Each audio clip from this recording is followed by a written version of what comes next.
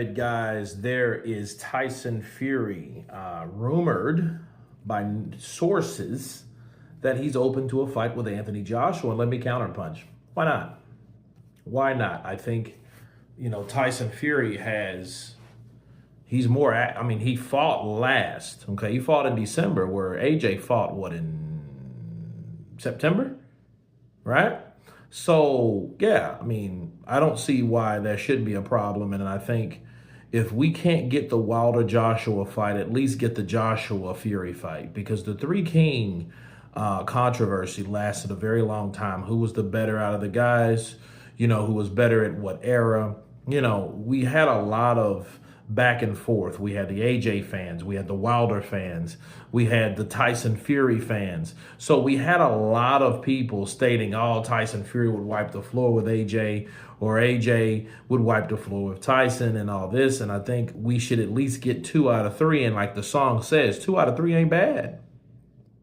So if Tyson's open for it, the money's gonna be there. That money's gonna be there for that fight. And I think that's a fight, regardless of Turki Al-Sheikh and his whole boxing league. I think he would still jump and chomp at the bit to make that fight happen. You know what I mean? Because that's a fight that people wanted to happen. We wanted to see that fight happen. We thought AJ was going to beat Dubois. We thought Tyson, hope for Tyson to beat Alexander Usyk so we can get that fight for undisputed.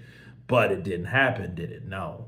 So if he's open for it now after retiring, he's already retired twice or 3 times or some shit like that. So there's nothing for him to come back again and give us the fight that I think we need. And I think he needs. I think he needs to know if he can beat Wilder and Joshua. And if he fights Joshua, he's fought Wilder and Joshua. So if he can beat Joshua, that would complete the circle for Tyson the Gypsy King. Because remember, Alexander Usyk was mere a wild card. He was the dark horse. He was the guy that emerged through the ashes and no one really saw, no one took seriously, And I think everybody was so busy looking at those 3 guys, those 3 kings, Wilder, Joshua, and Fury, that we overlooked those guys. But those guys never fought to see where they laid in the boxing realm. How do you line these guys up?